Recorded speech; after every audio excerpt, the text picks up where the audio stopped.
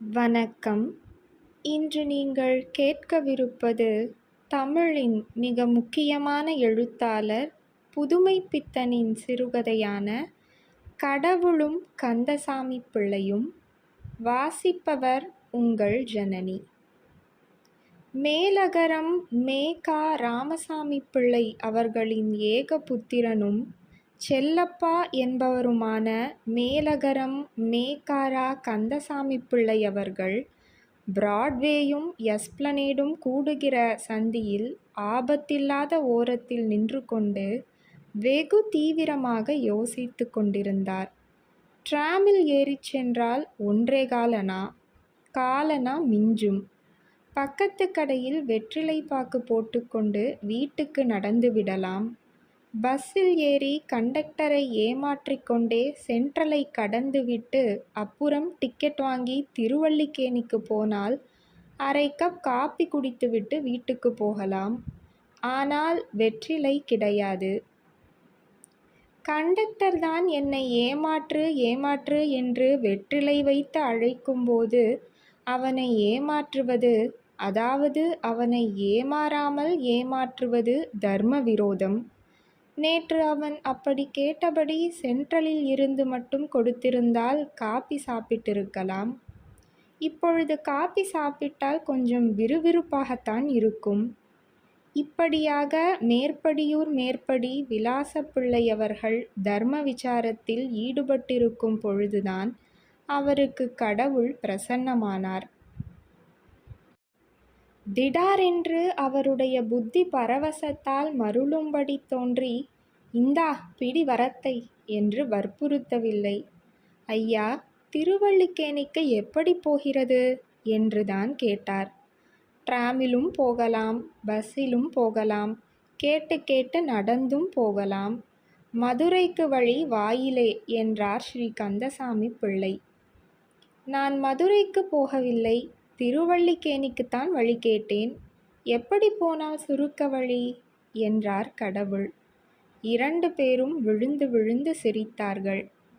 சாடி மோதி தள்ளிக்கொண்டு நடமாடும் ஜனக்கூட்டத்தில் இருந்து விலகி செருப்பு ரிப்பேர் செய்யும் சக்கிலியன் பக்கமாக இருவரும் ஒதுங்கி நின்றார்கள். மேலகரம் ராமசாமி பிள்ளையின் வாரிசுக்கு 45 வயசு.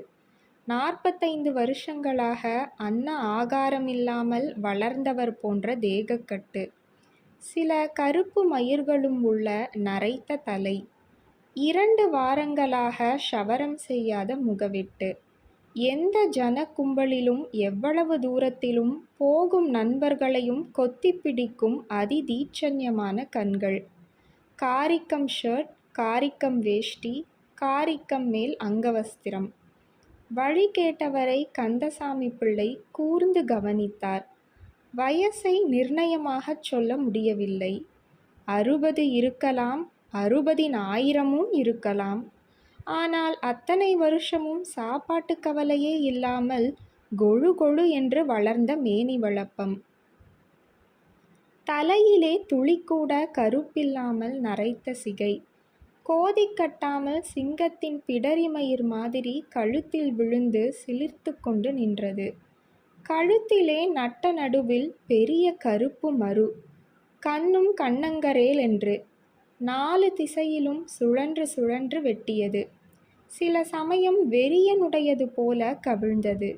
சிரிப்பு, அந்த சிரிப்பு கந்தசாமி பிள்ளையை சில சமயம் பயமுறுத்தியது, சில சமயம் குழந்தையுடையதைப் போல கொஞ்சியது. ரொம்ப தாகமாக இருக்கிறது என்றார் கடவுள். இங்கே ஜலம் கிலம் கிடைக்காது, வேணுமென்றால் காப்பி சாப்பிடலாம். அதோ இருக்கிறது காப்பி ஹோட்டல் என்றார் கந்தசாமி பிள்ளை. வாருங்களேன், அதைத்தான் சாப்பிட்டு பார்ப்போம் என்றார் கடவுள். கந்தசாமி பிள்ளை பெரிய அபேதவாதி, அந்நியர் தெரிந்தவர் என்ற அற்ப பேதங்களை பாராட்டுகிறவர் அல்லர். சரி, வாருங்கள் போவோம் என்றார். பில்லை நம் தலையில் கட்டிவிட பார்த்தால் என்ற சந்தேகம் தட்டியது. துணிச்சல் இல்லாத வரையில் துன்பந்தான் என்பது கந்தசாமி பிள்ளையின் சங்கற்பம். இருவரும் ஒரு பெரிய ஹோட்டலுக்குள் நுழைந்தனர். கடவுள் கந்தசாமி பிள்ளையின் பின்புறமாக ஒண்டிக்கொண்டு பின்தொடர்ந்தார். இருவரும் ஒரு மேஜை அருகில் உட்கார்ந்தார்கள். பையனுக்கு மனப்பாடம் ஒப்பிக்க இடங்கொடுக்காமல், சூடா ஸ்ட்ராங்கா 2 கப் காப்பி என்று தலையை உலுக்கினார் கந்தசாமி பிள்ளை. தமிழை மறந்து விடாதே, 2 கப் காப்பிகள் என்று சொல் என்றார் கடவுள். அப்படியல்ல, 2 கப்கள் காப்பி என்று சொல்ல வேண்டும் என்று தமிழ்கொடி நாட்டினார் பிள்ளை. முறியடிக்கப்பட்ட கடவுள் அண்ணாந்து பார்த்தார். நல்ல உயரமான கட்டடமாக இருக்கிறது, வெளிச்சமும் நன்றாக வருகிறது என்றார். பின்ன பெரிய ஹோட்டல் கோழிக்குடில் மாதிரி இருக்குமோ, கோவில் கட்டுகிறது போல என்று நினைத்து கொண்டாராக்கும். சுகாதார உத்தியோகஸ்தர்கள் விடமாட்டார்கள் என்று தமது வெற்றியை தொடர்ந்து முடுக்கினார் பிள்ளை. கோவில் என்ற பதம் காதில் விழுந்ததும் கடவுளுக்கு உடம்பெல்லாம் நடுநடுங்கியது. அப்படியென்றால் என்றார் கடவுள். தோற்றாலும் விடவில்லை. சுகாதாரம் என்றால் என்ன என்று சொல்லும் என்று கேட்டார் கடவுள். ஓ, அதுவா? மேஜையை லோஷன் போட்டு கழுவி உத்தியோகஸ்தர்கள் அபராதம் போடாமல் பார்த்து கொள்வது, பள்ளிக்கூடத்திலே பரீட்சையில் பையன்கள் தோற்று போவதற்கென்று சொல்லிக் கொடுக்கும் ஒரு பாடம். அதன்படி இந்த ஈ, கொசு எல்லாம் ராட்சசர்களுக்கு சமானம். அதிலும் இந்த மாதிரி ஹோட்டல்களுக்குள்ளே வந்துவிட்டால் ஆபத்துதான், உயிர் தப்பாது என்று எழுதியிருக்கிறார்கள் என்றார் கந்தசாமி பிள்ளை. அவருக்கே அதிசயமாக இருந்தது இந்த பேச்சு. நாக்கில் சரஸ்வதி கடாட்சம் ஏற்பட்டு விட்டதோ என்று சந்தேகித்தார். கடவுள் அவரை கவனிக்கவில்லை. இவர்கள் வருவதற்கு முன் ஒருவர் சிந்திவிட்டு போன காப்பியில் சிக்கிக்கொண்டு தவிக்கும் ஈ ஒன்றை கடவுள் பார்த்து கொண்டே இருந்தார். அது முக்கி முனகி ஈரத்தை விட்டு வெளியே வர முயன்று கொண்டிருந்தது. இதோ இருக்கிறதே என்றார் கடவுள். உதவி செய்வதற்காக விரலை நீட்டினார். அது பறந்து விட்டது. ஆனால் எச்சில் காப்பி அவர் விரலில் பட்டது. என்ன ஐயா, எச்சிலை தொட்டுவிட்டாரே, இந்த ஜலத்தை எடுத்து மேஜைக்கு கீழே கழுவும் என்றார் பிள்ளை. ஈயை வரவிடக்கூடாது, ஆனால் மேஜையின் கீழே கழுவ வேண்டும் என்பது சுகாதாரம் என்று முனகிக் கொண்டார் கடவுள். பையன் 2 கப் காப்பி கொண்டு வந்து வைத்தான். கடவுள் காப்பியை எடுத்து பருகினார். சோமபானம் செய்த தேவகலை முகத்தில் தெரிந்தது. நம்முடைய லீலை என்றார் கடவுள். உம்முடைய லீலை இல்லைங்கானும், ஹோட்டல்காரன் லீலை. அவன் சிக்கரி பவுடரை போட்டு வைத்திருக்கிறான். உம்முடைய லீலை எல்லாம் பில் கொடுக்கிற படலத்திலே என்று காதோடு காதாய் சொன்னார் கந்தசாமி பிள்ளை. சூசகமாக பில் பிரச்சனையை தீர்த்து விட்டதாக அவருக்கு ஓர் எக்களிப்பு. சிக்கரி பவுடர் என்றால் என்று சற்று சந்தேகத்துடன் தலையை நிமிர்த்தினார் கடவுள். சிக்கரி பவுடர் காப்பி மாதிரிதான் இருக்கும், ஆனால் காப்பி அல்ல. சில பேர் தெய்வத்தின் பெயரை சொல்லிக்கொண்டு ஊரை ஏமாற்றி வருகிற மாதிரி என்றார் கந்தசாமி பிள்ளை. தெய்வம் என்றதும் திடுக்கிட்டார் கடவுள். பெட்டியடியில் பில்லை கொடுக்கும் பொழுது கடவுள் புத்தம் புதிய 100 ரூபாய் நோட்டு ஒன்றை நீட்டினார். கந்தசாமி பிள்ளை திடுக்கிட்டார். சில்லறை கேட்டால் தரமாட்டேனா? அதற்காக 3 பில் எதற்கு? கண்ணை துடைக்கவா, மனசை துடைக்கவா என்றார் ஹோட்டல் சொந்தக்காரர். நாங்கள் காப்பி சாப்பிடத்தான் வந்தோம் என்றார் கடவுள். அப்படியானால் சில்லறையை வைத்து கொண்டு வந்திருப்பீர்களே என்றார் ஹோட்டல் முதலாளி. அதற்குள் சாப்பிட்டுவிட்டு வெளியே காத்திருப்போர் கூட்டம் ஜாஸ்தியாக, வீண் கலாட்டா வேண்டாம் என்று சில்லறையை எண்ணிக் கொடுத்தார். 99 ரூபாய் 13. சரியா? பார்த்து கொள்ளும் சாமியாரே. நீங்கள் சொல்லிவிட்டால் நமக்கும் சரிதான், எனக்கு கணக்கு வராது என்றார் கடவுள். ஒரு போலி 10 ரூபாய் நோட்டை தள்ளிவிட்டதில் கடைக்காரருக்கு ஒரு திருப்தி. வெளியே இருவரும் வந்தார்கள். வாசலில் அவ்வளவு கூட்டம் இல்லை. இருவரும் நின்றார்கள். கடவுள் தம் கையில் கற்றையாக அடுக்கியிருந்த நோட்டுகளில் 5வது மட்டும் எடுத்தார். சுக்கு நூறாக கிழித்து கீழே எறிந்தார். கந்தசாமி பிள்ளைக்கு பக்கத்தில் நிற்பவர் பைத்தியமோ என்ற சந்தேகம் திடுக்கிட்டு வாயை பிளந்து கொண்டு நின்றார். கள்ள நோட்டு, என்னை ஏமாற்ற பார்த்தான், நான் அவனை ஏமாற்றிவிட்டேன் என்றார் கடவுள். அவருடைய சிரிப்பு பயமாக இருந்தது. என் கையில் கொடுத்தால் பாப்பான் குடுமியை பிடித்து மாற்றிக்கொண்டு வந்திருப்பேனே என்றார் கந்தசாமி பிள்ளை. சிக்கரி பவுடருக்கு நீர் உடன்பட்டாரா இல்லையா? அந்த மாதிரி இதற்கு நான் உடன்பட்டேன் என்று வைத்துக்கொள்ளும். அவனுக்கு 10 ரூபாய்தான் பெருசு. அதனால்தான் அவனை ஏமாற்றும்படி விட்டேன் என்றார் கடவுள். வலிய வந்து காப்பி வாங்கி கொடுத்தவரிடம் எப்படி விடை பெற்று கொள்ளுவது என்று பட்டது கந்தசாமி பிள்ளைக்கு. திருவல்லிக்கேணிக்குத்தானே, வாருங்கள், டிராமில் ஏறுவோம் என்றார் கந்தசாமி பிள்ளை. அது வேண்டாம், எனக்கு தலை சுற்றும், மெதுவாக நடந்தே போய்விடலாம் என்றார் கடவுள். ஐயா, நான் பகலெல்லாம் காலால் நடந்தாச்சு, என்னால் அடியெடுத்து வைக்க முடியாது, ரிக்ஷாவில ஏறி போகலாமே என்றார் கந்தசாமி பிள்ளை. நாம் தான் வழிகாட்டுகிறோமே, 10 ரூபாய் நோட்டை கிழிக்கக்கூடியவர் கொடுத்தால் என்ன என்பதுதான் அவருடைய கட்சி. நரவாகனமா? அதுதான் சிலாக்கியமானது என்றார் கடவுள். 2 பேரும் ரிக்ஷாவில் ஏறிக்கொண்டார்கள். சாமி, கொஞ்சம் இருங்க, விளக்கை ஏத்திக்கிறேன் என்றான் ரிக்ஷாக்காரன். பொழுது மங்கி மின்சார வெளிச்சம் மிஞ்சியது. இவ்வளவு சீக்கிரத்தில் அந்யோன்யமாகிவிட்டோமே, நீங்கள் யார் என்று கூட எனக்கு தெரியாது, நான் யார் என்று உங்களுக்கு தெரியாது, பட்டணத்து சந்தை இரைச்சலிலே இப்படி சந்திக்க வேண்டும் என்றால்? கடவுள் சிரித்தார்.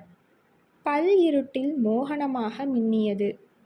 நான் யார் என்பது இருக்கட்டும், நீங்கள் யார் என்பதை சொல்லுங்களேன் என்றார் அவர். கந்தசாமி பிள்ளைக்கு தம்மை பற்றி சொல்லிக் கொள்வதில் எப்பொழுதுமே ஒரு தனி உற்சாகம். அதிலும் ஒருவன் ஓடுகிற ரிக்ஷாவில் தம்மிடம் அகப்பட்டு கொண்டால் விட்டு வைப்பாரா? கனைத்து கொண்டு ஆரம்பித்தார். சித்த வைத்திய தீபிகை என்ற வைத்திய பத்திரிகையை பார்த்ததுண்டா என்று கேட்டார் கந்தசாமி பிள்ளை. இல்லை என்றார் கடவுள். அப்பொழுது வைத்திய சாஸ்திரத்தில் பரிச்சயமில்லை என்றுதான் கொள்ள வேண்டும் என்றார் கந்தசாமி பிள்ளை. பரிச்சயம் உண்டு என்றார் கடவுள். இதென்னடா சங்கடமாக இருக்கிறது என்று யோசித்தார் கந்தசாமி பிள்ளை. உங்களுக்கு வைத்திய சாஸ்திரத்தில் பரிச்சயம் உண்டு, ஆனால் சித்த வைத்திய தீபிகையுடன் பரிச்சயமில்லை என்று கொள்வோம். அப்படியாயின் உங்கள் வைத்திய சாஸ்திர ஞானம் பரிபூர்ணமாகவில்லை. நம்மிடம் 17 வருஷத்து இதழ்களும் பைண்ட் வால்யூம்களாக இருக்கின்றன. நீங்கள் அவசியம் வீட்டுக்கு ஒரு முறை வந்து அவற்றை படிக்க வேண்டும். அப்பொழுதுதான். 17 வருஷ இதழ்களா? 17, 12, 204. கடவுள் மனசு நடுநடுங்கியது. ஒருவேளை 1/4 வருஷம் ஒரு முறை பத்திரிகையாக இருக்கலாம் என்ற ஓர் அற்ப நம்பிக்கை தோன்றியது. தீபிகை மாதம் ஒரு முறை பத்திரிகை. வருஷ சந்தா உள்நாட்டுக்கு ரூபாய் 1, வெளிநாடு என்றால் 2.25, ஜீவிய சந்தா ரூபாய் 25. நீங்கள் சந்தாதாரராகச் சேர்ந்தால் ரொம்ப பிரயோஜனம் உண்டு. வேண்டுமானால் 1 வருஷம் உங்களுக்கு அனுப்புகிறேன், அப்புறம் ஜீவிய சந்தாவை பார்க்கலாம் என்று கடவுளை சந்தாதாரராக சேர்க்கவும் முயன்றார். 17 வால்யூம்கள் தவிர இன்னும் 25 ரூபாயை வாங்கி கொண்டு ஓட ஓட விரட்டலாம் என்று நினைக்கிறாரா? அதற்கு ஒரு நாளும் இடம் கொடுக்கக்கூடாது என்று யோசித்துவிட்டு, யாருடைய ஜீவியம் என்று கேட்டார் கடவுள். உங்கள் ஆயுள்தான், என் ஆயுளும் அல்ல, பத்திரிகை ஆயுளும் அல்ல. அது அழியாத வஸ்து. நான் போனாலும் வேறு ஒருவர் சித்த வைத்திய தீபிகையை நடத்தி கொண்டுதான் இருப்பார். அதற்கும் ஏற்பாடு பண்ணியாச்சு என்றார் கந்தசாமி பிள்ளை. இந்த சமயம் பார்த்து ரிக்ஷாக்காரன் வண்டி வேகத்தை நிதானமாக்கிவிட்டு பின்புறமாக திரும்பி பார்த்தான். வேகம் குறைந்தால் எங்கே வண்டியில் இருக்கிற ஆசாமி குதித்து ஓடிப்போவாரோ என்று கந்தசாமி பிள்ளைக்கு பயம். என்னடா திரும்பி பார்க்குற, மோட்டார் வருது, மோதிக்காதே, வேகமாக போ என்றார் கந்தசாமி பிள்ளை. என்ன சாமி, நீங்க என்ன மனுஷ பிறவியா அல்லது பிசாசுங்களா? வண்டியில ஆள் இல்லாத மாதிரி காத்தாட்டம் இருக்கு என்றான் ரிக்ஷாக்காரன். வாடகையும் காத்தாட்டமே தோணும்படி குடுக்கிறோம், நீ வண்டிய இஸ்துக்குன்னு போ என்று அதட்டினார் கந்தசாமி பிள்ளை. தவிரவும் நான் வைத்திய தொழிலும் நடத்தி வருகிறேன். சித்த முறைதான் அனுஷ்டானம். வைத்தியத்திலே வருவது பத்திரிகைக்கும் குடும்பத்துக்கும் கொஞ்சம் குறைய போதும். இந்த இதழிலே ரசக்கட்டை பற்றி ஒரு கட்டுரை எழுதியிருக்கிறேன். பாருங்கோ, நமக்கு ஒரு பழைய சுவடி ஒன்று கிடைத்தது. அதிலே பல அபூர்வ பிரயோகம் எல்லாம் சொல்லியிருக்கு என்று ஆரம்பித்தார் கந்தசாமி பிள்ளை.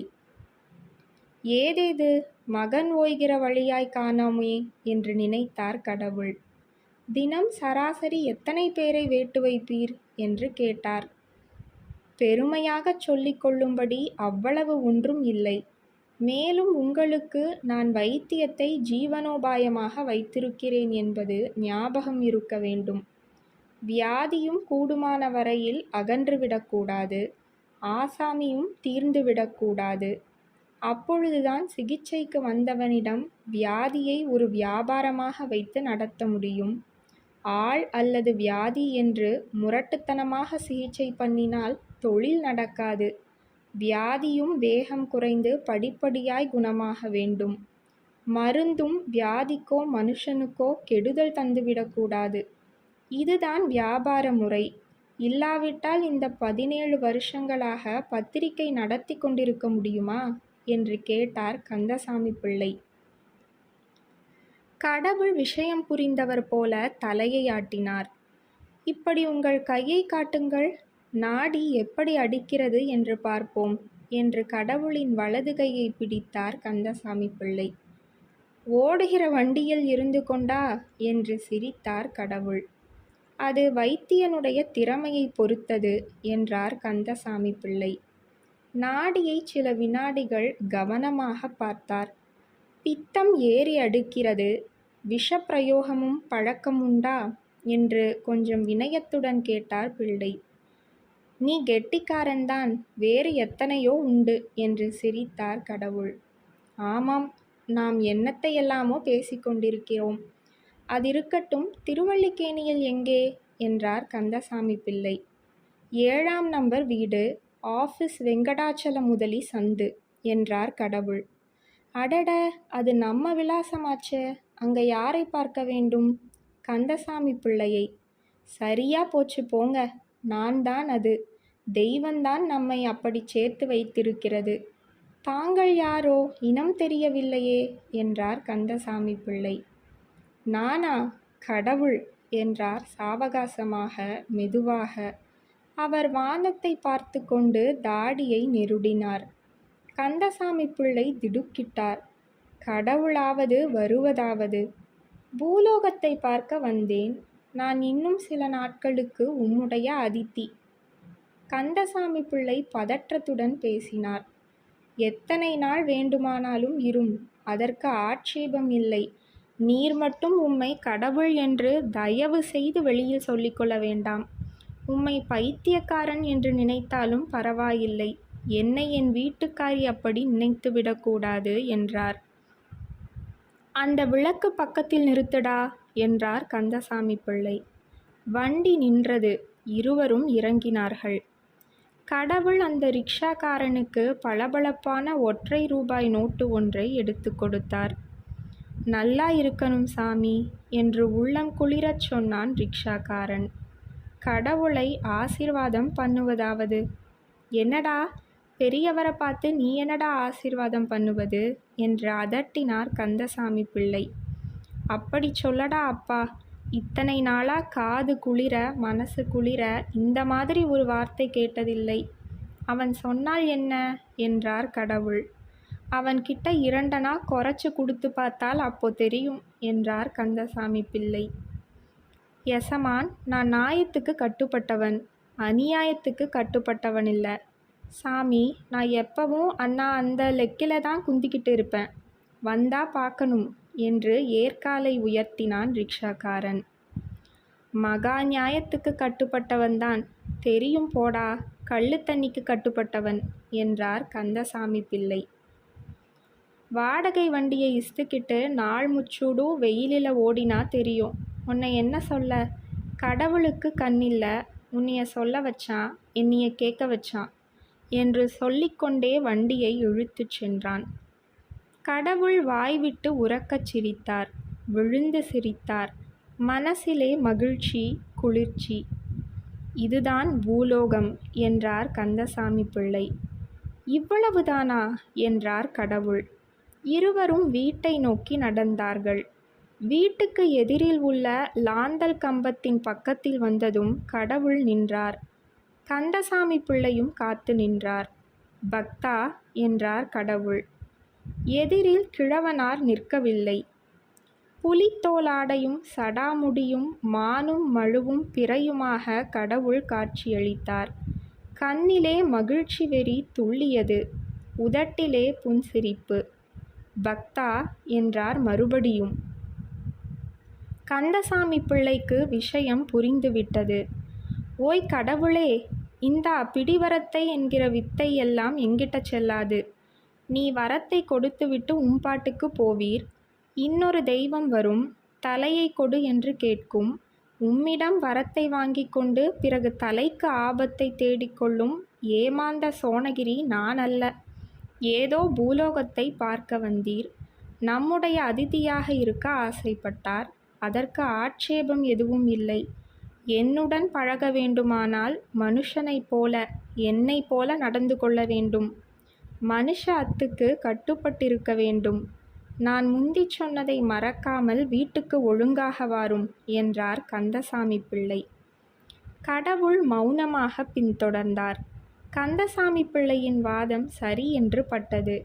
இதுவரையில் பூலோகத்திலே வரம் வாங்கி உருப்பட்ட மனுஷன் யார் என்ற கேள்விக்கு பதிலே கிடையாது என்றுதான் அவருக்கு பட்டது. கந்தசாமி பிள்ளை வாசலருகில் சற்று நின்றார். சாமி, உங்களுக்கு பரமசிவம் என்று பேர் கொடுக்கவா, அம்மையப்ப பிள்ளை என்று கூப்பிடவா என்றார். பரமசிவன்தான் சரி, பழைய பரமசிவம். அப்போ உங்களை அப்பா என்று உறவுமுறை வைத்து கூப்பிடுவேன். உடன்பட வேண்டும் என்றார் கந்தசாமி பிள்ளை. அப்பா என்று வேண்டாமப்பா, பெரியப்பா என்று கூப்பிடும்.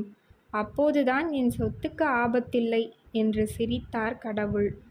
பூலோக வளமுறைப்படி நடப்பது என்று தீர்மானித்தபடி சற்று ஜாக்கிரதையாக இருந்து கொள்ள வேண்டும் என்று பட்டது கடவுளுக்கு. அப்படி உங்கள் சொத்து என்னவோ என்றார் கந்தசாமி பிள்ளை. இந்த பிரபஞ்சம் முழுவதும்தான் என்றார் கடவுள்.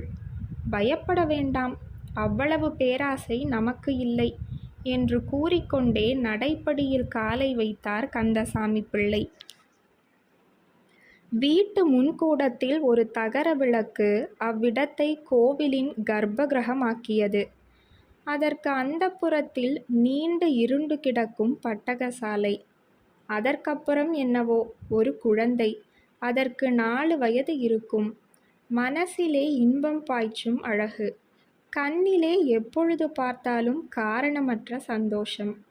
பழைய காலத்து ஆச்சாரப்படி உச்சியில் குறுக்காக வகிடு எடுத்து முன்னும் பின்னுமாக பின்னிய எலிவால் சடைவாலை வளைத்து கொண்டு நின்றது. முன்புறம் சடையை கட்டிய வாழை நார் கடமையில் வழுவி தொங்கி குழந்தை குனியும் போதெல்லாம் அதன் கண்ணில் விழுந்து தொந்தரவு கொடுத்தது. குழந்தையின் கையில் ஒரு கரித்துண்டும் ஓர் ஓட்டுத்துண்டும் இருந்தன. இடையில் முழங்காலை கட்டி கொண்டிருக்கும் கிழிசல் சிற்றாடை. குனிந்து தரையில் கோடு போட முயன்று வாழை நார் கண்ணில் விழுந்ததனால் நிமிர்ந்து நின்று கொண்டு 2 கைகளாலும் வாழை நாரை பிடித்து பலங்கொண்ட மாட்டும் இழுத்தது. அதன் முயற்சி பலிக்கவில்லை. வலித்தது. அழுவோமா அல்லது இன்னும் ஒரு தடவை இழுத்து பார்ப்போமா என்று அது தர்க்கித்து கொண்டிருக்கும் போது அப்பா உள்ளே நுழைந்தார். அப்பா என்ற கூச்சலுடன் கந்தசாமி பிள்ளையின் காலை கட்டி கொண்டது. அண்ணாந்து பார்த்து, எனக்கு என்ன கொண்டாந்தே என்று கேட்டது. என்னைத்தான் கொண்டாந்தேன் என்றார் கந்தசாமி பிள்ளை.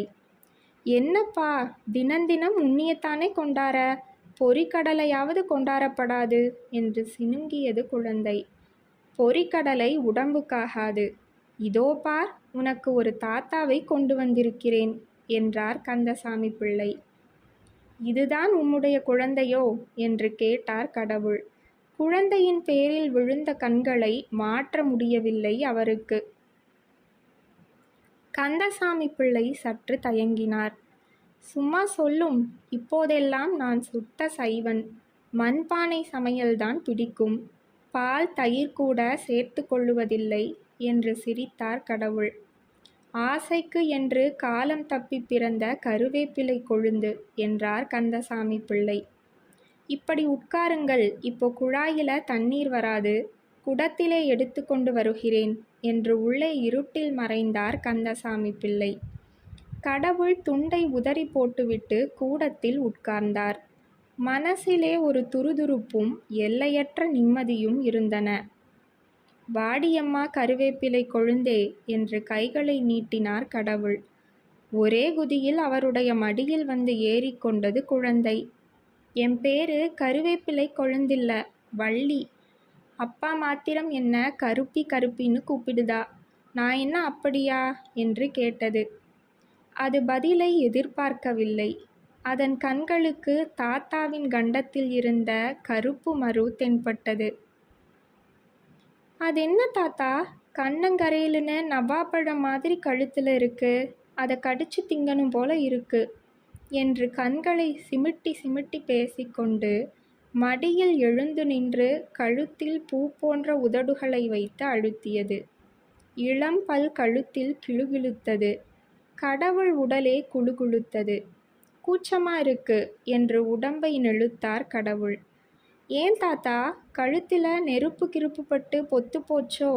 எனக்கும் இந்தா பாரு என்று தன் விரல் நுனியில் கன்றி கருத்து போன கொப்புளத்தை காட்டியது.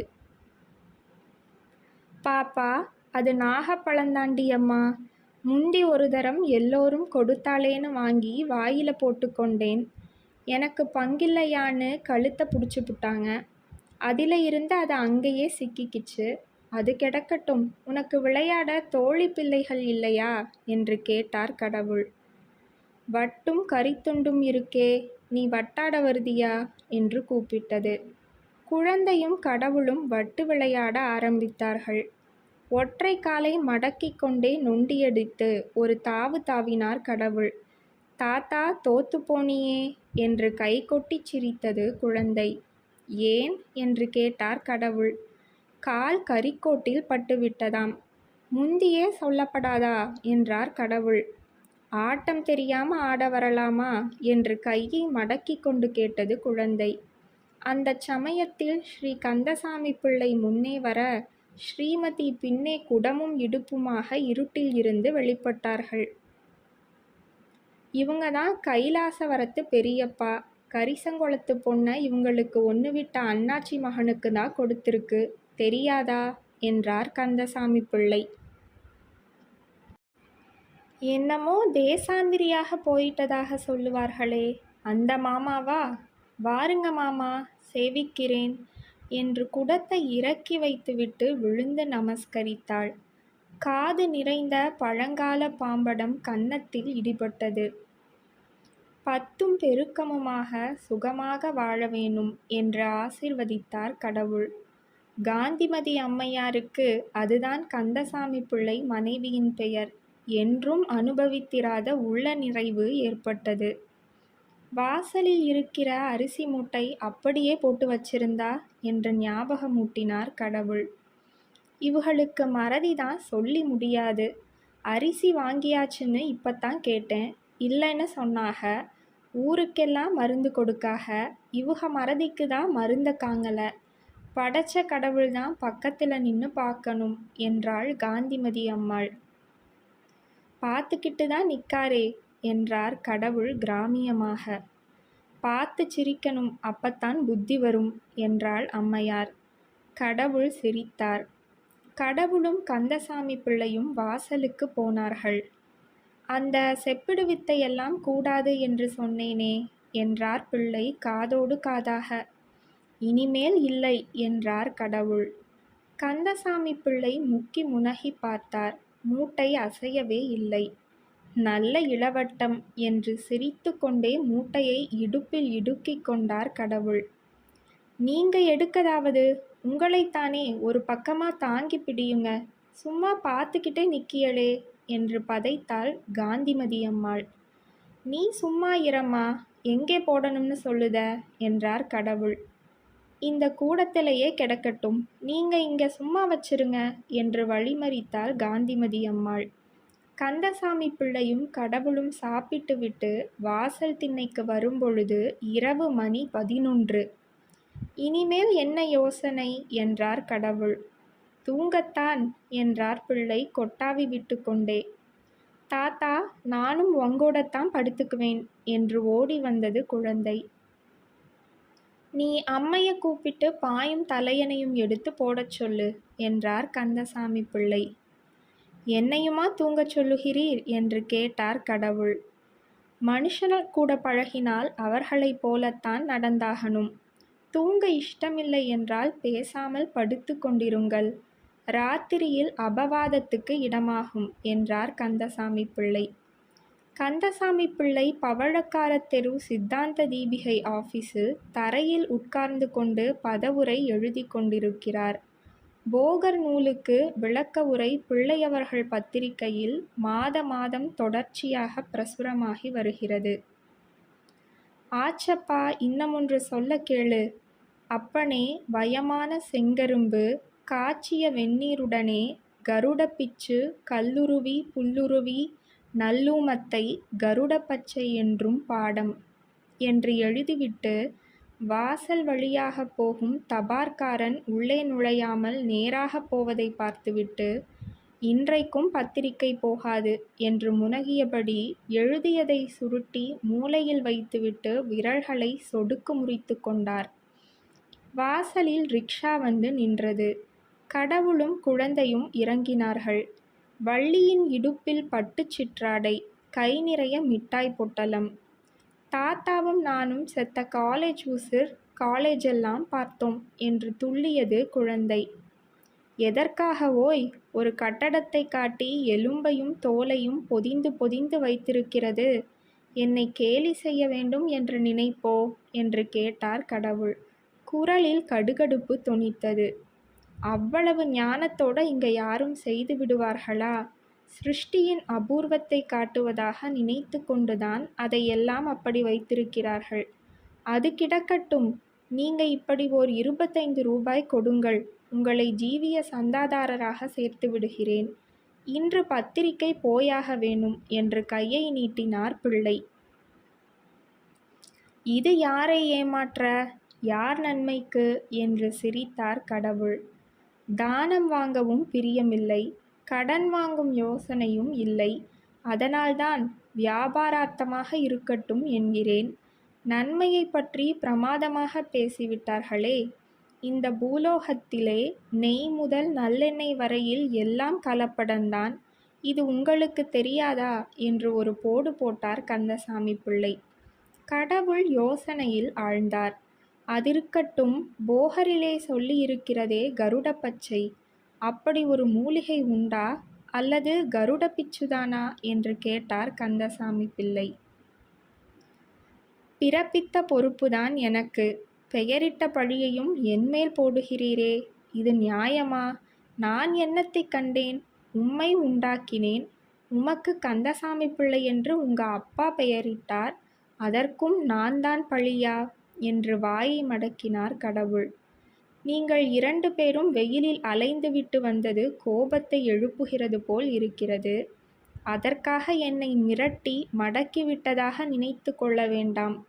அவசரத்தில் திடுதிப்பென்று சாபம் கொடுத்தீரானால் 25 ரூபாய் வீணாக நஷ்டமாய் போகுமே என்பதுதான் என் கவலை என்றார் கந்தசாமி பிள்ளை. பொட்டலத்தை அவிழ்த்து தின்று கொண்டிருந்த குழந்தை, ஏன் தாத்தா அப்பா கிட்ட பேசுத? அவங்களுக்கு ஒன்றுமே தெரியாது. இதை தின்னு பாரு, இனிச்சு கிடக்கு என்று கடவுளை அழைத்தது. குழந்தை கொடுக்கும் லட்டு துண்டுகளை சாப்பிட்டு கொண்டே, பாப்பா, உதிர்ந்தது எனக்கு, முழுசு உனக்கு என்றார் கடவுள். குழந்தை ஒரு லட்டை எடுத்து சற்று நேரம் கையில் வைத்து கொண்டே யோசித்தது. தாத்தா, முழுசு வாய்க்குள்ள கொள்ளாதே, உதித்ததா உனக்குன்னு சொல்லுதியே, அப்போ எனக்கு இல்லையா என்று கேட்டது குழந்தை. கடவுள் விழுந்து விழுந்து சிரித்தார். அவ்வளவும் உனக்கே உனக்குத்தான் என்றார். அவ்வளவுமா? எனக்கா என்று கேட்டது குழந்தை. ஆமாம், உனக்கே உனக்கு என்றார் கடவுள். அப்புறம் பசிக்காதே, சாப்பிடாட்டா அம்மா அடிப்பாகளே, அப்பா லேவியம் கொடுப்பாகளே என்று கவலைப்பட்டது குழந்தை. பசிக்கும், பயப்படாதே என்றார் கடவுள். தாங்கள் வாங்கி கொடுத்திருந்தாலும் அது ஹோட்டல் பட்சணம், ஞாபகம் இருக்கட்டும் என்றார் கந்தசாமி பிள்ளை. நான் தான் இருக்கிறேனே என்றார் கடவுள். நீங்கள் இல்லை என்று நான் எப்பொழுது சொன்னேன் என்றார் கந்தசாமி பிள்ளை.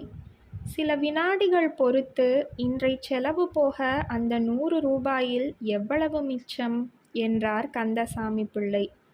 உமக்கு ரூபாய் 25 போக கையில் 50 இருக்கிறது என்று சிரித்தார் கடவுள். அதற்கு பிறகு என்ன யோசனை? அதுதான் எனக்கும் புரியவில்லை. என்னைப் போல வைத்தியம் செய்யலாமே. உம்முடன் போட்டி போட நமக்கு இஷ்டம் இல்லை. அப்படி நினைத்து கொள்ள வேண்டாம். என்னோட போட்டி போடல, லோகத்து முட்டாள்தனத்தோட போட்டி போடுகிறீர்கள். பிரியமில்லை என்றால் சித்தாந்த உபன்யாசங்கள் செய்யலாமே. நீர் எனக்கு பிழைக்கிறதற்கா வழி சொல்லுகிறீர்? அதில் துட்டு வருமா என்று சிரித்தார் கடவுள். அப்போ எனக்குத்தான் கூத்து ஆட நன்றாக வருமே. என்ன சொல்லுகிறீர்? தேவியை வேண்டுமானாலும் தருவிக்கிறேன். கந்தசாமி பிள்ளை சிறிது யோசித்தார். எனக்கு என்னவோ பிரியமில்லை என்றார். பிறகு பிழைக்கிற வழி என்னங்காணும்? பிரபஞ்சமே எங்கள் ஆட்டத்தை வைத்துத்தானே பிழைக்கிறது. உங்கள் இஷ்டம் என்றார் கந்தசாமி பிள்ளை. கந்தசாமி பிள்ளை மறுபடியும் சிறிது நேரம் சிரித்தார். வாருங்கள் போவோம் என்று ஆணியில் கிடந்த மேல்வேட்டியை எடுத்து உதறி போட்டு கொண்டார். குழந்தை என்றார் கடவுள். அதுதான் உறங்குகிறதே, வருகிற வரையிலும் உறங்கட்டும் என்றார் பிள்ளை. 1/4 மணி போது கழித்து 3 பேர் திவான் பகதூர் பிரகதீஸ்வர சாஸ்திரிகள் பங்களாவுக்குள் நுழைந்தனர். ஒருவர் கந்தசாமி பிள்ளை, மற்றொருவர் கடவுள், 3வது பெண் தேவி. நான் இவருக்கு தங்க பஸ்பம் செய்து கொடுத்து வருகிறேன். நான் சொன்னால் கேட்பார் என்று விளக்கிக் கொண்டே முன் வராந்தா படிக்கட்டுகளில் ஏறினார் பிள்ளை. இருவரும் பின்தொடர்ந்தனர். தேவியின் கையில் ஒரு சிறு மூட்டை இருந்தது. சாமி இருக்காங்களா, நான் வந்திருக்கேன் என்று சொல்லு என்ற அதிகாரத்தோடு வேலைக்காரனிடம் சொன்னார் கந்தசாமி பிள்ளை. பிள்ளையவர்களா? வரவேணும் வரவேணும். பஸ்பம் நேத்தோட தீர்ந்து போச்சே, உங்களை காணவில்லையே என்று கவலைப்பட்டேன் என்ற கலகலத்த பேச்சுடன் வெம்பிய சரீரமும் மல்வேஷ்டியும் தங்க விளிம்பு கண்ணாடியுமாக ஒரு திவான் பகதூர் ஓடி வந்தது. எல்லோரையும் கும்பிட்டு கொண்டே அது சாய்வு நாற்காலியில் உட்கார்ந்து கொண்டது. உட்காருங்கள் உட்காருங்கள் என்றார் திவான் பகதூர். கந்தசாமி பிள்ளை அவரது நாடியை பிடித்து பார்த்து கொண்டே, பரவாயில்லை, சாயங்காலம் பஸ்மத்தை அனுப்பி வைக்கிறேன். நான் வந்தது இவாளை உங்களுக்கு பரிச்சயம் பண்ணி வைக்க. இவாள் 2 பேரும் நாட்டிய சாஸ்திர சாகரம். உங்கள் நிருத்திய கலாமண்டலியில் வசதி பண்ணினா சௌகரியமாக இருக்கும் என்றார் கந்தசாமி பிள்ளை. திவான் பகதூரின் உற்சாகம் எல்லாம் ஆமையின் காலும் தலையும் போல் உள்வாங்கின. கைகளை குவித்து ஆள்காட்டி விரல்களையும் கட்டை விரல்களையும் முறையே மூக்கிலும் மோவாய் கட்டையிலுமாக வைத்து கொண்டு என்று தலையை அசைத்து கொடுத்து கொண்டிருந்தார். இவர் பெயர் கூத்தனார், இந்த அம்மாளின் பெயர் பார்வதி. இருவரும் தம்பதிகள் என்று உறவை சற்று விளக்கி வைத்தார் கந்தசாமி பிள்ளை. நான் கேள்விப்பட்டதே இல்லை. இதற்கு முன் நீங்கள் எங்கேயாவது ஆடியிருக்கிறீர்களா என்று தேவியை பார்த்து கொண்டு கூத்தனாரிடம் திவான் பகதூர் கேட்டார். கடவுளுக்கு வாய் திறக்க சந்தர்ப்பம் கொடுக்காமல் நாங்கள் ஆடாத இடம் இல்லை என்றாள் தேவி. என்னவோ என் கண்ணில் படவில்லை. இருக்கட்டும், அம்மா ரொம்ப கருப்பா இருக்காங்களே, சதசிலே சோபிக்காதே என்றுதான் யோசிக்கிறேன் என்றார் வர்ணபேத திவான் பகதூர். பெண் பார்க்க வந்தீரா அல்லது நாட்டியம் பார்க்கிறதாக யோசனையோ என்று கேட்டாள் தேவி. அம்மா, கோவிச்சுக்கப்படாது, ஒன்று சொல்லுகிறேன் கேளுங்க. கலைக்கும் கருப்புக்கும் கானாவுக்கும் மேலே சம்பந்தமே கிடையாது. நானும் 30 வருஷமா இந்த கலாமண்டலையிலே பிரசிடண்டா இருந்து வருகிறேன். சபைக்கு வந்தவர்கள் எல்லோருக்கும் கண்கள்தான் கருத்திருக்கும். உம்ம மண்டலையுமாச்ச சுண்டலையுமாச்சு என்று சொல்லிக்கொண்டே தேவி எழுந்திருந்தாள். அப்படி கோவிச்சுக்கப்படாது என்று ஏக காலத்தில் திவான் பகதூரும் கந்தசாமி பிள்ளையும் எழுந்திருந்தார்கள். இவர்கள் புது புது பாணியிலே நாட்டியமாடுவார்கள். அந்த மாதிரி இந்த பக்கத்திலேயே பார்த்திருக்க முடியாது. சாஸ்திரம் இவர்களிடம் பிச்சை வாங்க வேணும். ஒரு முறைதான் சற்று பாருங்களேன் என்று மீண்டும் சிபாரிசு செய்தார் கந்தசாமி பிள்ளை. சரி, பார்க்கிறதுக்கு என்ன ஆட்சேபம் என்று சொல்லிக்கொண்டு சாய்வு நாற்காலியில் சாய்ந்தார். சரி, நடக்கட்டும் என்று சொல்லிக்கொண்டு இமைகளை மூடினார். எங்கே இடம் விசாலமாக இருக்கும் என்று தேவி எழுந்து நின்று சுற்றுமுற்றும் பார்த்தாள். அந்த நடுஹாலுக்குள்ளேயே போவோம் என்றார் கடவுள். சரி என்று உள்ளே போய் கதவை சாத்தி கொண்டார்கள். சில வினாடிகளுக்கெல்லாம் உள்ளிருந்து கணீரென்று கம்பீரமான குரலில் இசை எழுந்தது. மயான ருத்ராணம், இவன் மயான ருத்ராணம். கதவுகள் திறந்தன. கடவுள் புலித்தோலுடையும் திரிசூலமும் பாம்பும் கங்கையும் சடையும் பின்னி புரள கண்மூடி சிலையாக நின்றிருந்தார். மறுபடியும் இசை. மின்னலை சிக்கல் எடுத்து உதறியது போல ஒரு வெட்டு வெட்டி திரும்புகையில் கடவுள் கையில் சூலம் மின்னி குதித்தது. கண்களில் வெறியும் உதட்டில் சிரிப்பும் புரண்டோட காலை தூக்கினார். கந்தசாமி பிள்ளைக்கு நெஞ்சில் உதைப்பு எடுத்து கொண்டது. கடவுள் கொடுத்த வாக்கை மறந்துவிட்டார் என்று நினைத்து பதறி எழுந்தார். ஓய் கூத்தனாரே, உன் கூத்தை கொஞ்சம் நிறுத்தும். சட், வெறும் தெருக்கூத்தாக இருக்கு. என்னங்காணும்? போர்னியோ காட்டு மிராண்டி மாதிரி வேஷம் போட்டுக்கொண்டு என்று அதட்டினார் திவான் பகதூர். ஆடிய பாதத்தை அப்படியே நிறுத்தி சூலத்தில் சாய்ந்தபடி பார்த்து கொண்டே நின்றார் கடவுள். ஓய், கலைனா என்னன்னு தெரியுமாங்காணும்? புலித்தோலைத்தான் கட்டி கொண்டாரே. பாம்புனா பாம்பையா பிடிச்சு கொண்டு வருவா?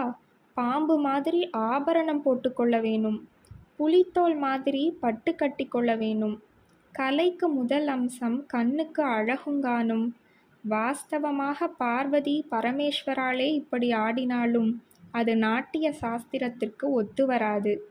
அதிலே இப்படி சொல்லல. முதலிலே அந்த பாம்புகளையெல்லாம் பத்திரமாக பிடிச்சு கூடையில போட்டு வச்சுப்புட்டு வேஷத்தை கலையும். இது சிறுசுகள் நடமாடுற இடம், ஜாக்கிரதை என்றார் திவான் பகதூர். ஸ்ரீ கந்தசாமி பிள்ளையையும் அவர் லேசில் விட்டுவிடவில்லை. கந்தசாமி பிள்ளைவாள், நீர் ஏதோ மருந்து கொடுத்து கொண்டிருக்கிறீர் என்பதற்காக இந்த கூத்து பார்க்க முடியாது. கச்சேரியும் வைக்க முடியாது. அப்புறம் 4 பேரோட தெருவில் நான் நடமாட வேண்டாம்? 1/4 மணி நேரம் கழித்து சித்த வைத்திய தீபிகை ஆஃபீஸில் 2 பேர் உட்கார்ந்து கொண்டிருந்தார்கள். தேவியை தவிர. குழந்தை பாயில் படுத்து தூங்கிக் கொண்டிருந்தது. 2 பேரும் மௌனமாக இருந்தார்கள். தெரிந்த தொழிலை கொண்டு லோகத்தில் பிழைக்க முடியாது போல இருக்கே என்றார் கடவுள். நான் சொன்னது உங்களுக்கு பிடிக்கவில்லை. உங்களுக்கு பிடித்தது லோகத்துக்கு பிடிக்கவில்லை. வேணும் என்றால் தேவார பாடசாலை நடத்தி பார்க்கிறது தானே. கடவுள் சூ என்று நாக்கை சூழ் கொட்டினார். அதற்குள்ளேயே பூலோகம் புளிச்சு போச்சோ? உம்மை பார்த்தால் உலகத்தை பார்த்தது போல் என்றார் கடவுள். உங்களை பார்த்தாலோ என்று சிரித்தார் கந்தசாமி பிள்ளை. உங்களிடமெல்லாம் எட்டி நின்று வரம் கொடுக்கலாம், உடனிருந்து வாழ முடியாது என்றார் கடவுள். உங்கள் வர்க்கமே அதற்குத்தான் லாயக்கு என்றார் கந்தசாமி பிள்ளை. அவருக்கு பதில் சொல்ல அங்கே யாரும் இல்லை. மேஜையின் மேல் ஜீவிய சந்தா ரூபாய் 25 நோட்டாக கிடந்தது. கைலாசபுரம் பழைய பரமசிவம் பிள்ளை ஜீவிய சந்தா வரவு ரூபாய் 25 என்று கணக்கில் பதிந்தார் கந்தசாமி பிள்ளை. தாத்தா ஊருக்கு போயாச்சா அப்பா என்று கேட்டுக்கொண்டே எழுந்து உட்கார்ந்தது குழந்தை. நீங்கள் கேட்ட சிறுகதை புதுமைப்பித்தனின் கடவுளும் கந்தசாமி பிள்ளையும்.